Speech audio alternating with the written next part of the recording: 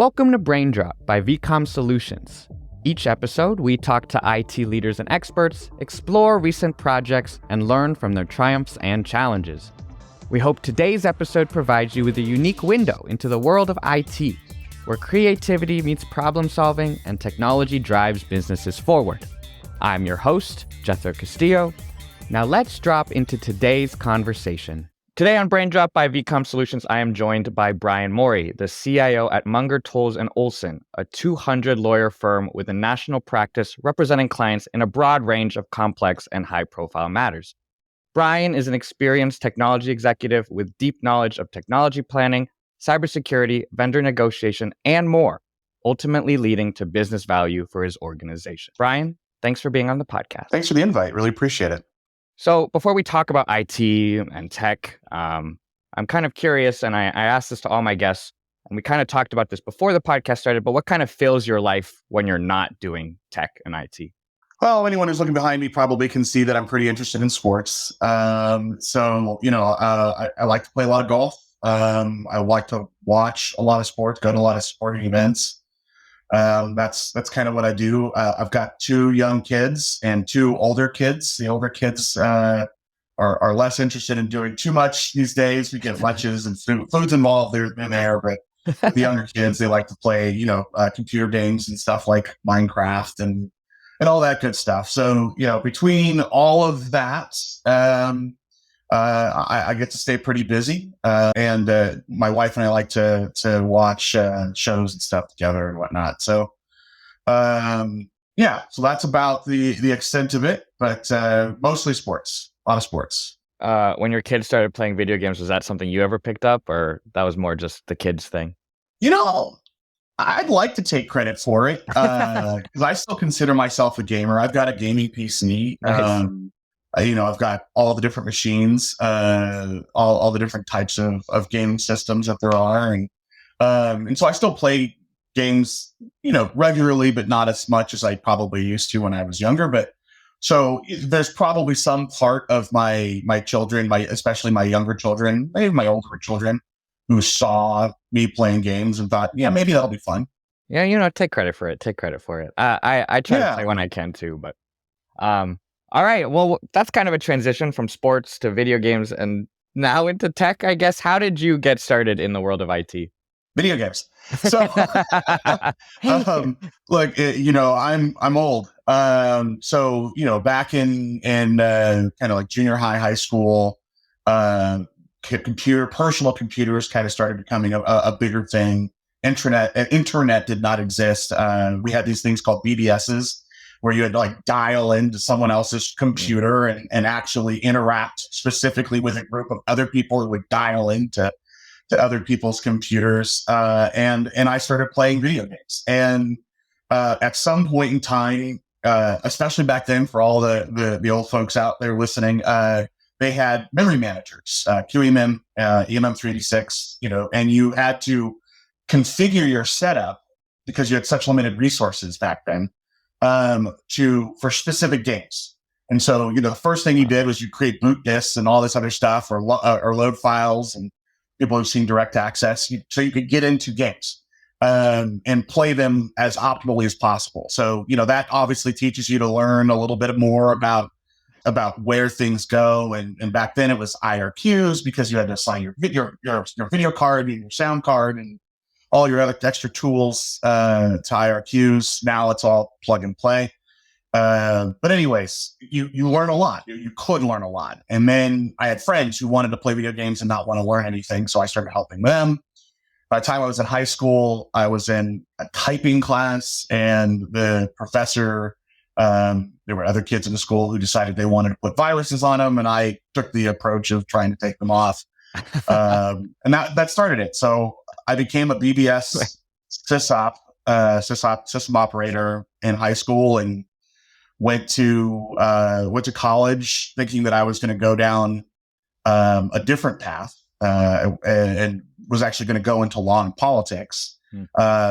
When, for whatever reason, I made a decision that wasn't my route, I fell back to where I was most comfortable, and that was with technology and computers and whatnot. Okay, so 1, that transition was better than I thought it was. And 2, you started cybersecurity from a relatively young age if you were trying to remove. I did.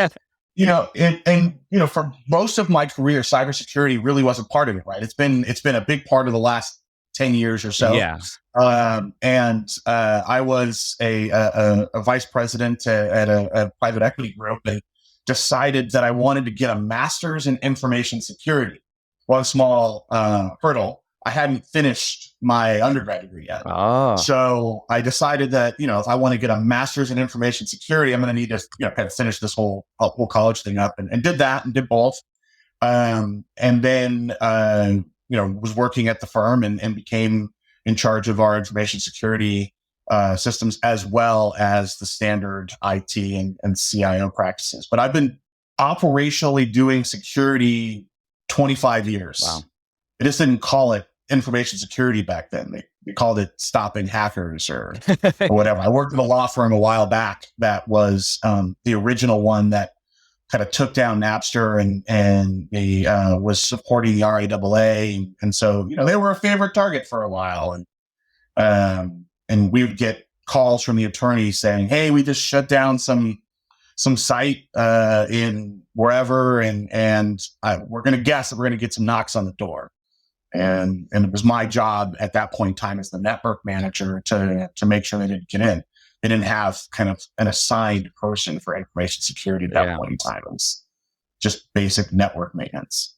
Well, it's interesting that you went to, you had a sort of semi-goal to go into school for law, and now you're in law, but in law from a tech perspective. It's a small world, right? So one of my best friends in high school, his dad worked for a law firm, and he started asking me for help with his computer, like weekends, and like, hey, can you come over and fix this? Come and fix that.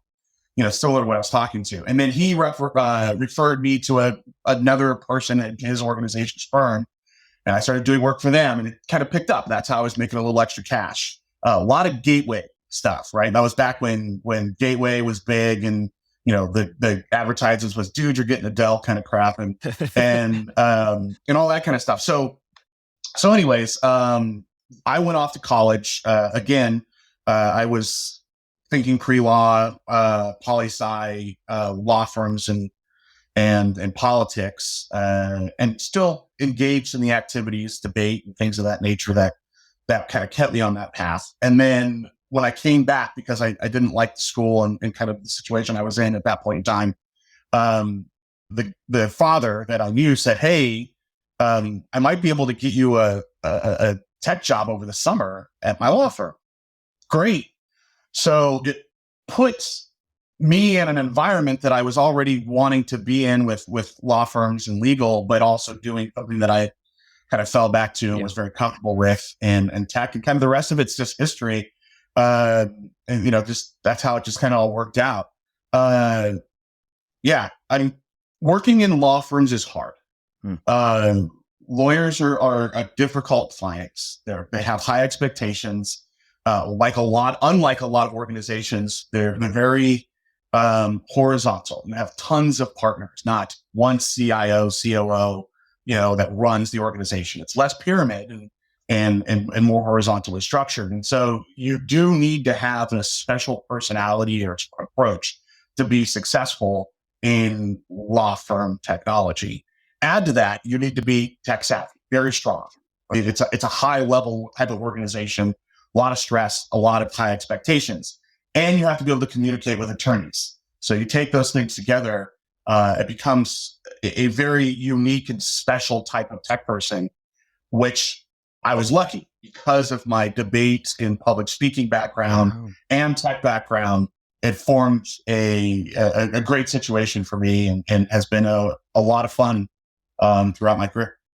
And you mentioned kind of that a lot of this happened without a official undergraduate degree, right? This was most of it did. Most of it did. So when I was at the first law firm that I was working at, which is Los Angeles County Counsel's Office, I got to a point where I had been doing summers, and then the summer ended, and they said, "Would you stay on?" I said, "Absolutely." So I was going to school theoretically full time. I was taking full time units, but also working pretty close to full time. And one of the managers back then kind of came in and said, look, we can make you a full-time person. We're going to pay you this much. At that point in time, it was about what you would expect to make out of college if you had gotten a college degree. And so I was like, oh, this is it. This is an ideal situation for me, and jumped in. And throughout the beginnings of my career, I was a shirtaholic. I got every darn shirt you can think of. I had more acronyms behind my name than astrophysicists. Like I got every single shirt for every single major system and product. And so that propelled me. Citrix was really big at one point in time when it was first kind of breaking out. And it was great for attorneys because it allowed them to do more billable hours. Desktops that are sitting on the office computer couldn't go home. Sorry, office desktop couldn't go home. And so Citrix allowed people to bill hours from home, and that kind of increased the amount of billable hours. So Citrix was big, and that allowed me to get into, private law firms. As time went on, I got to a point like VP of a private equity firm, and I knew I needed to kind of make a move. And I decided that, to make that move, I wanted to be a CIO who understood both information security at the highest levels and information technology. And in order to do that, I needed to get a master's in information security, needed to get an undergrad degree, embarked on those right at the same time as we were having our younger children. So it was a lot going on for a few years. Yeah, and you worked at the same time as going to school? I worked I started my current job as I was getting my master's, and had my previous job, and I didn't tell anyone. I literally the only person I told was my wife. And I think the only reason I told her that I went back to school was because she would see money coming out of the account. College isn't cheap. But I told no one until like a week before graduation. I called my parents and sister and brother. It was like, hey, just so you know, I'm graduating next week from college. And they're like, what the hell? When did this whole thing start? And they said, yeah, by the way, I'm also going to go get a master's degree. The whole family went out to the graduation. It was a lot of fun. Wow, it's a unique path. It's a unique path. This is not the path I have a younger brother. He's graduating from college in the not too distant future. He's going into technology as well. And this was not the path that I told him to take. It's kind of a hard path, I guess, to recommend to people, but it worked for you, right? So it's kind of a fun story for me. Better to be lucky than good, right? And so, so many different times, having one of my best friends, having a dad who happened to work at a law firm who needed tech help, going to a college that didn't work out and coming back. It's a convoluted path that you can only appreciate when you're at this end of it. Exactly. When you're going through it, sometimes you're just like, this isn't meant to be. Exactly. In the grand scheme of things, it most definitely was. Right. And that's people bring up luck a lot, but a lot of, I think luck kind of comes our way quite more often than we think, but are you in a place where you're ready when luck comes your way to take advantage 100%. of that opportunity?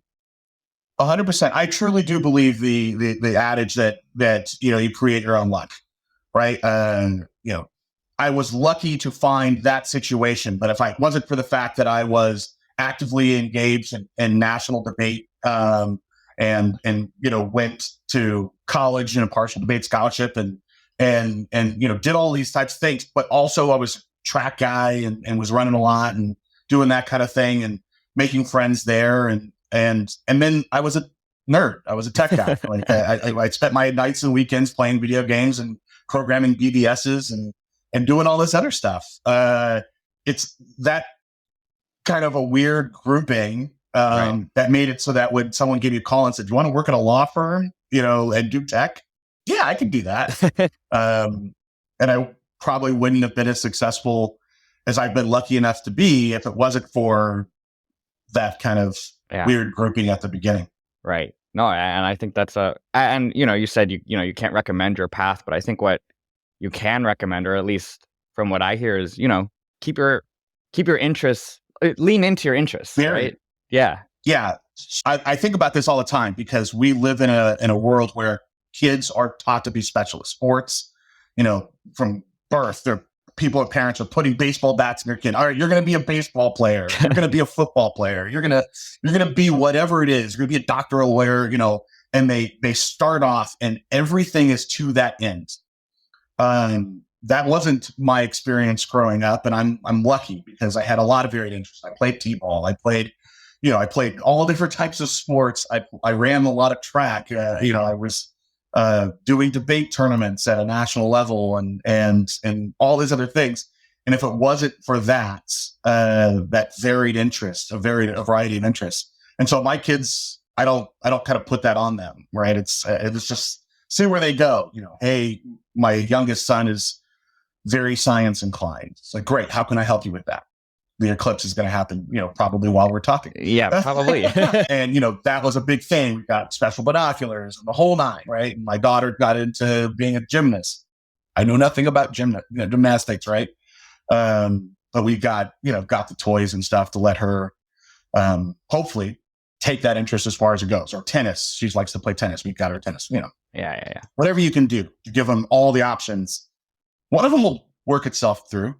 Right. Something will become the most interesting thing to them. And if not, like it becomes this really fun mix match where you can do something that is a very unique sort of situation.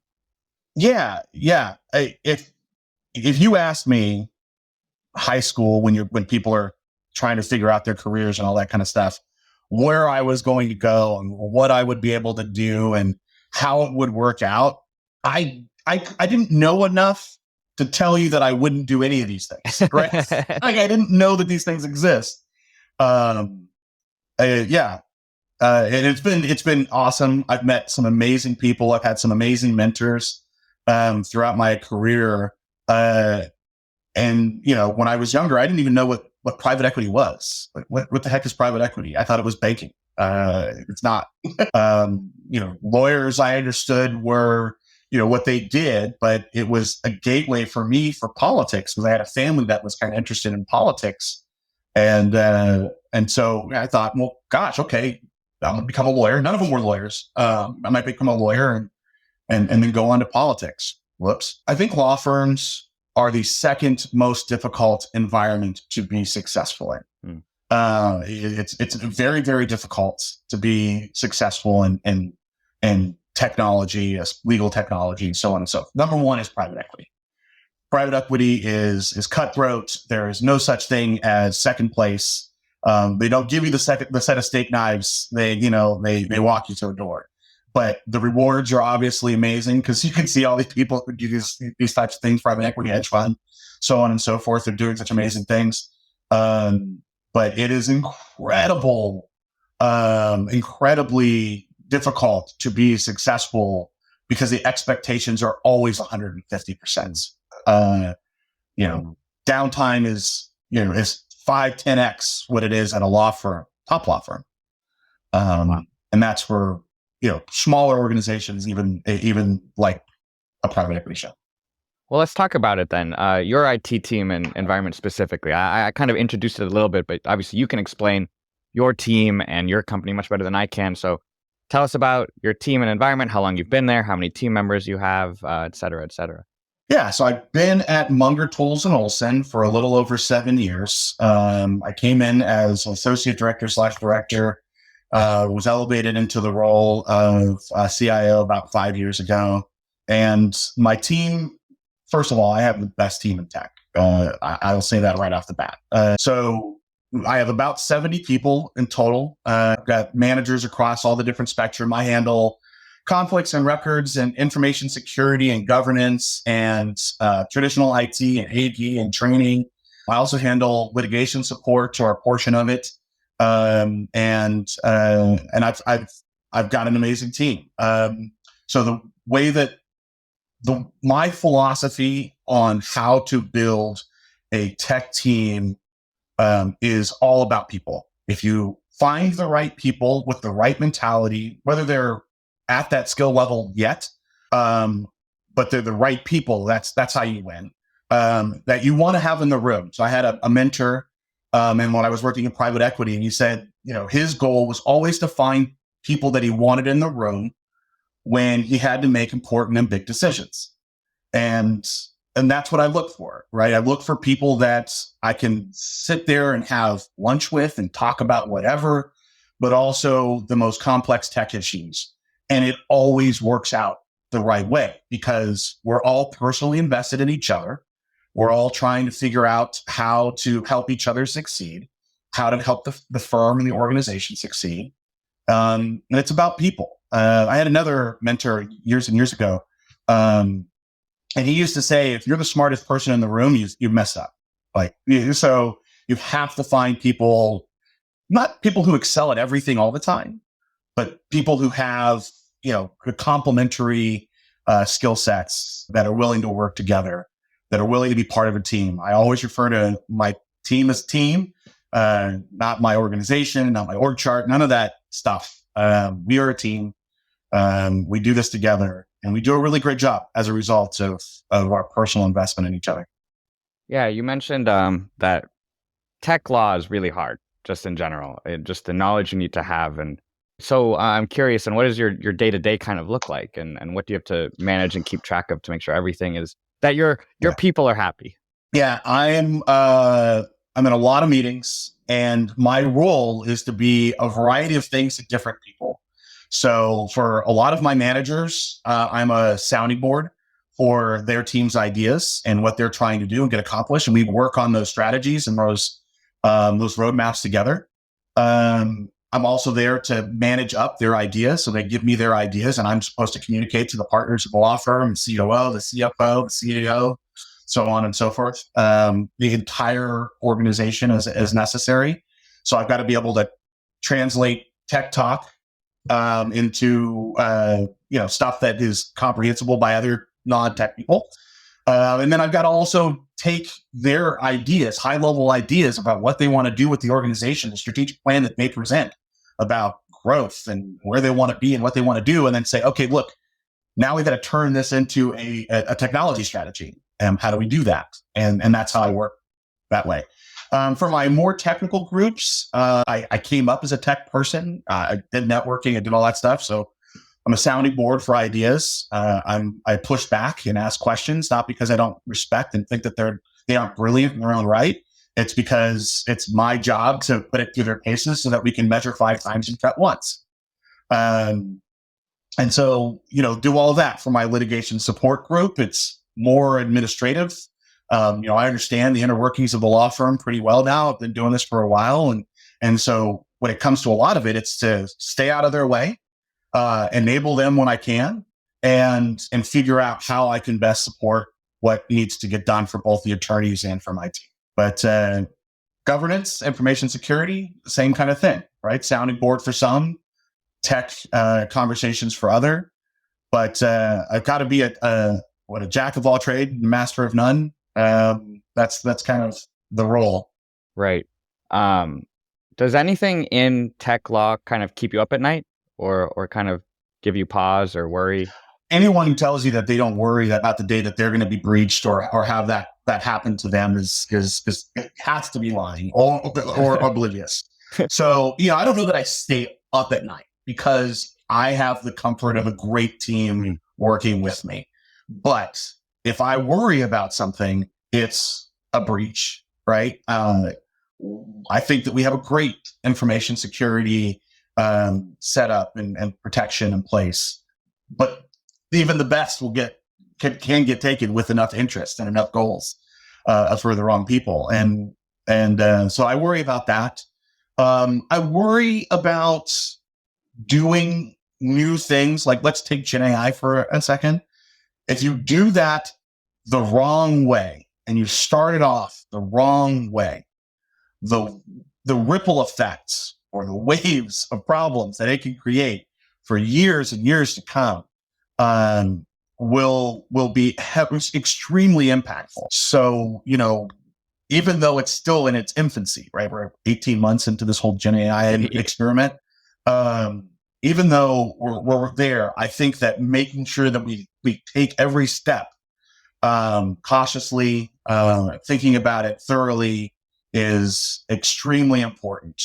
And so right now, if you ask me 2 things, it's making sure that we do Gen AI the right way going forward and just cybersecurity because it's the thing that can ruin careers. It can take out companies, law firms. It's a button, right? You can push it and nothing can stay the same. As a CIO, how do you make sure that you continue to make progress, especially with something like new tech like Gen AI, while also ensuring, like you said, it doesn't go the wrong way or that something doesn't get breached or you don't mess up? How do you balance innovation with protection? I spend 14 to 18 hours a day trying to figure that out. At least 6 days a week. When you have the right people in the right roles, you can work with them and they understand that their goal isn't the only goal. So my head of innovation, she comes up with these amazing ideas about how we can use our tools and technology in new and interesting ways. But she does it with the understanding that we have to do it securely. And that may make it more difficult. And that may, create the complexity level that's a little bit higher than for some other places that, do work and then secure it. We do it securely the first time through. And then I have an information security lead that he gets that we work at a law firm whose real job, is to provide legal advice to our clients. And we need to do that in the most secure way possible. But ultimately, the goal is to make sure work gets done. Bills get, billable hours get worked, and those hours are then sent out and paid for.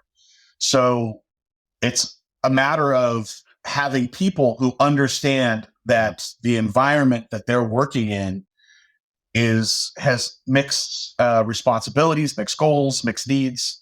And everyone has to be aware of everyone else and what they're trying to do to create balance. And so when I say, like, it's important for us to be able to have lunch together and talk about other stuff and talk about work stuff, it's because everybody is recognizing what the other person's troubles are and what's going on with them. And we have one common goal: support the firm.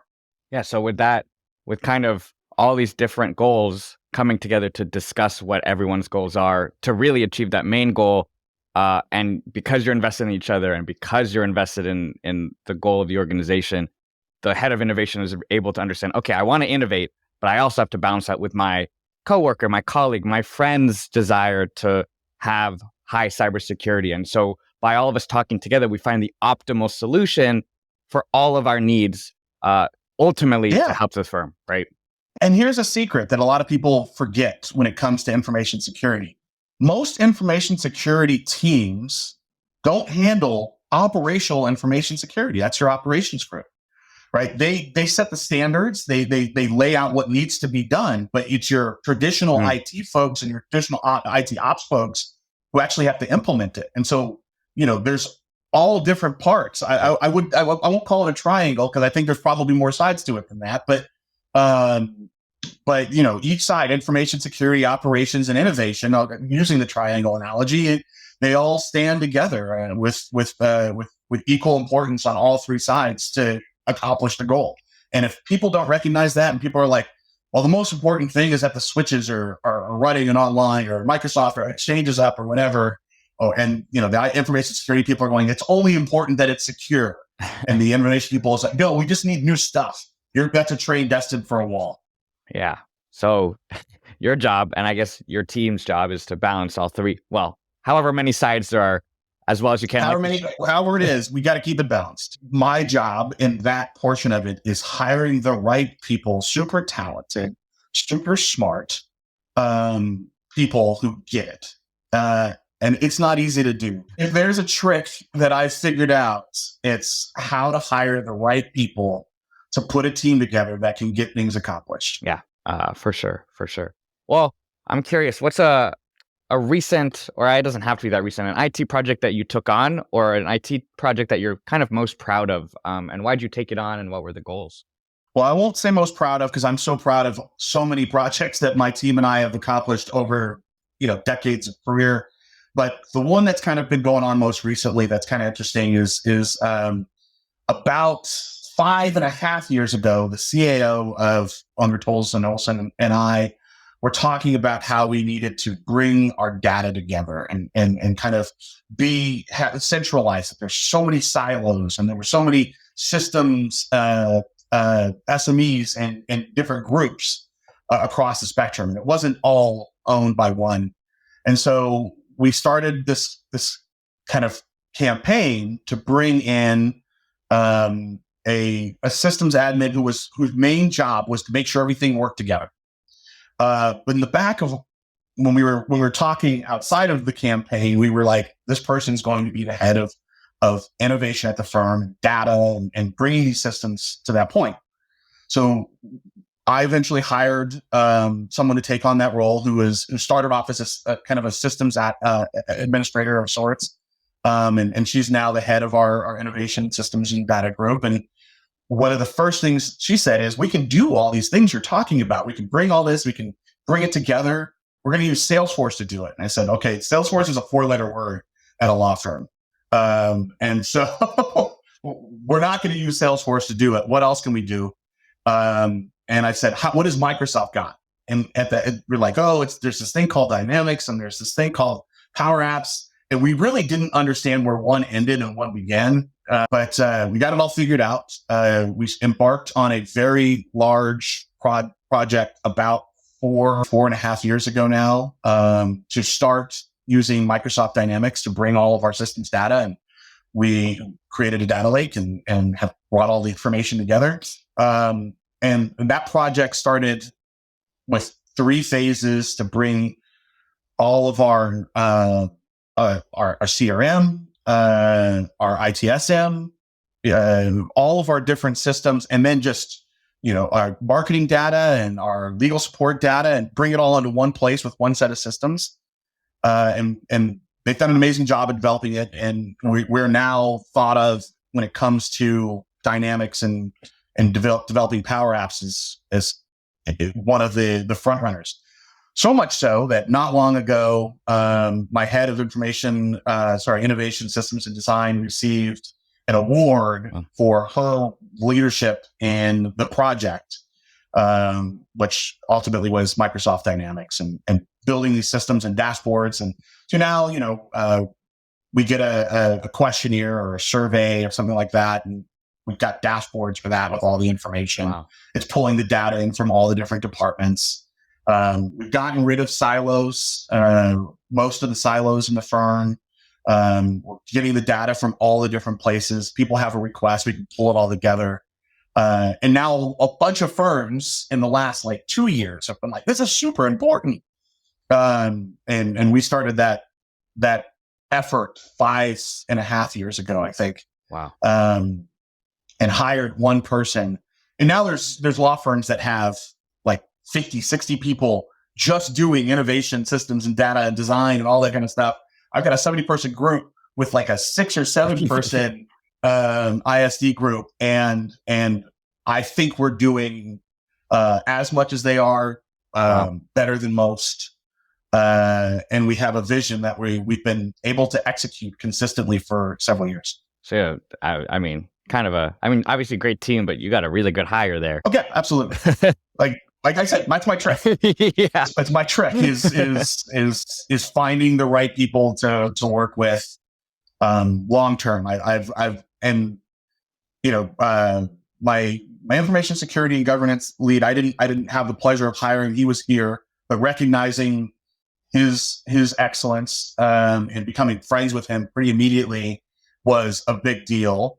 I went through some growing pains and hiring for our IT operations manager role, but I found someone who's now my IT director, and the people that I hired there have all grown within the firm. There's been a lot of internal promotion. Cool.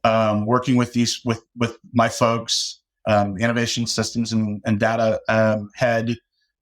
She came from real estate, working in Salesforce and doing stuff like that. There was no parallel. It was just recognizing something about just her personality and how she went about things, and how she could take a vision and create it. That I was like, this is someone who could be in the room with the ops person and now director and ops people, and our information security and governance lead. They have a lit support head as well, who's awesome and has the right mentality as well. Oh, that's awesome.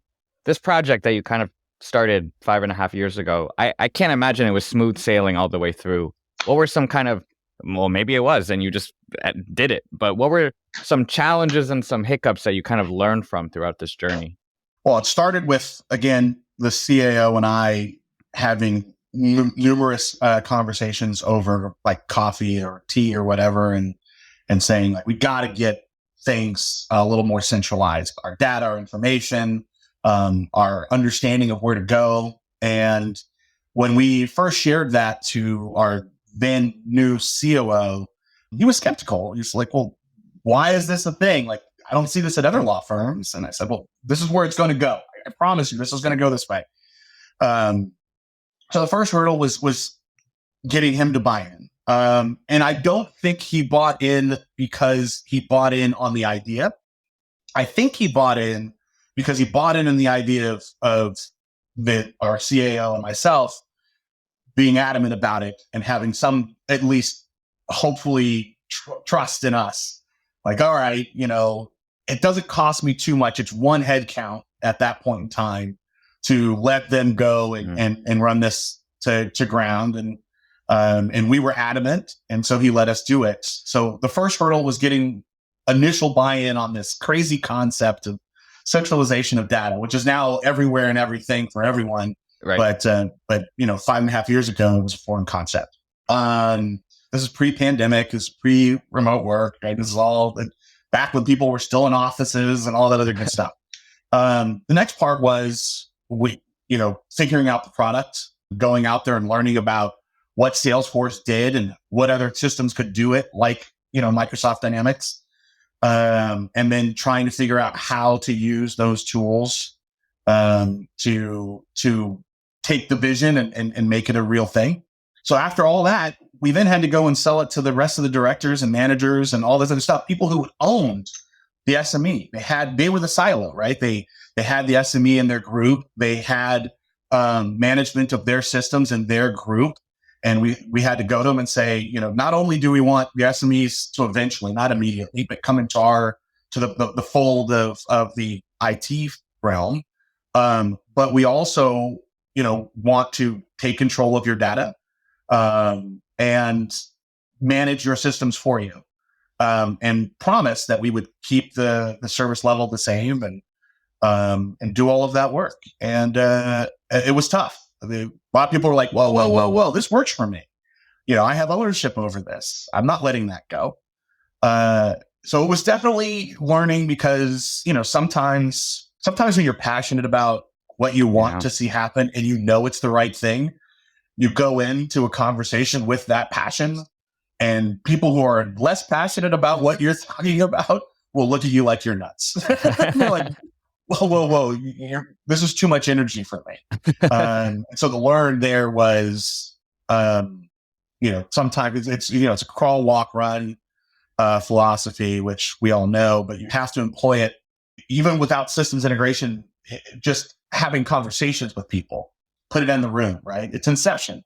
It's, I'm going to put that idea out there and let you think about it. Let you think about it and come and go, you know what? I think what would be helpful is if you guys help us more with your systems. Yeah, that's a good idea.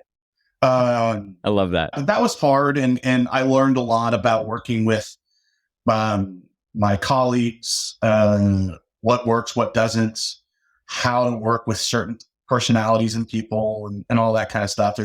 Wasn't tech stuff. The tech stuff has always been easy, right? Point me in the direction of what a technology issue that needs to be solved. But my role over the last, decade or so has become less about figuring out the technical answer to a problem and figuring out the how to get to the point where the technical solution can be implemented. Exactly. And you mentioned that, this is something that is centralization, all of that kind of stuff is pretty common now, but 5.5 years ago, it was not that common. And so first thought is I feel like the COO kind of looked at you and been like, are you guys like mind readers? Are you guys geniuses? How did you guys predict all of this stuff like 2 years in advance? Yeah. So he doesn't have to, because I think we kind of point out the success a little bit, maybe a little maybe too often. But we certainly have let them know, like, hey, we just got an award a couple months ago for Microsoft Dynamics, right? And so I've said, like, remember 5.5 years ago when we were just like, hey, can we possibly go down a path which we don't understand exactly what it is yet? And he's like, yes. And I said, now we're leaders when it comes to these types of things. And I, of course, use it hopefully to get some for the next crazy idea, right? I've got a track record here that you can that you can buy and sell, hopefully, within the organization to the important people, the managing partners and the other partners in the firm, and people whose money we're spending. But I've got a track record that suggests that I may not hit. There's reality that every idea can't be correct, but I have it's a pretty good shot that if I'm coming to you with this, hopefully fully baked concept, that I'm not completely out of line here. Right. Well, speaking of what, and we have 3 more questions left, but what goals and projects are next for you looking forward? Well, I think we're all kind of focused the same on Gen AI, information security as it relates to protecting your Gen AI products. I think we're in a good place there, but that's a lot of our conversations right now. I've created my own philosophy about how law firms should adopt Gen AI tools. I'm talking about that a lot these days with colleague CIOs, with vendors and so on and so forth. But I think that's kind of the next frontier is again making sure that we do that the right way. Yeah. What else? I was kind of counterculture when it came to the use of cloud. A lot of people went cloud infrastructure, and I said I don't like unpredictable costs, so I'm going to step out. And a lot of people are moving back and going to software as a service. I've been a big software as a service proponent for a long time, and so there's going to be an element of trying to figure out how to take the Gen AI tools and meld them with the varied infrastructure that a lot of organizations have, software as a service, Azure, so on and so forth, and kind of bring that whole vision together and make it work for organizations like law firms that don't have endless amounts of money. They're well supported, but it's finite. And every dollar you spend, you get trained this as even as managers in a law firm. Every dollar you spend is a dollar that the partners don't have, and so you need to be able to defend that spend. So there's all of that, all of those different factors. But I think that's kind of the world as it is right now. It's information security, it's Gen AI, it's what we're going to do with the future of our infrastructures and service models, and how do we bring all of that together to create one clear, concise vision to deliver to our COOs, managing partners. Being in the room, being at the table, that change management piece, right? Where it's like, it's one thing to know your idea will work, and it's another thing to convince everyone that your idea will work. That piece, 100%. Right? If that piece could be faster, 100%. Man, this world would be a little bit easier. But resistance to change, right, is a big deal. And who are the partners at the law firm are constantly changing. Their understandings of technology is varied. And I get to work at a law firm with some of the greatest minds in law, right? These are brilliant people who went to best law schools, were the best of the best at these law schools. And so there's a certain level of skepticism that anyone can know as much as we claim to know about these things, because they're like, well, I don't know that. And so there's a little bit more of a hurdle working at a law firm that's as great as NTO is, to try and sell some of these folks on our ideas. That's right. These are smart minds, and you got to meet them where they're at, but also teach them something that they might not have the necessary knowledge in. And so there's a big gap there to kind of cross, for sure. Yeah. So to close, final question for you. This is your soapbox moment. What are some of the greatest things you've learned in your career that you'd like to share, that you haven't already shared, that you'd like to share with the audience? Well, it's all about people. I mean, I think so often tech minds think that tech is the most important part of a tech role. It's just not. It's just not. It's all about people. It is about, working with the right people, because you're going to be in you're going to be in battles with those people. You're going to be in the trenches with those people, your colleagues. And it's also finding the people who will support you and trying to do the right thing, who have the right visions themselves, who have the right mentality. And so the greatest thing that I've learned is how to hire, and how to find and how to recruit and how to maintain relationships with my team.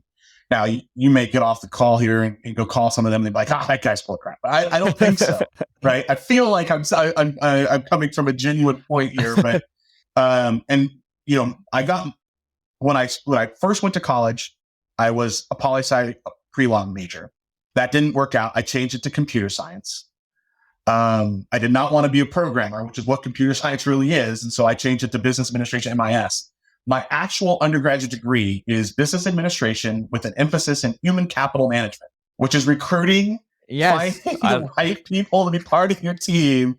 So the greatest thing that I've learned is that if you focus on the tech, you will lose, because the tech will change.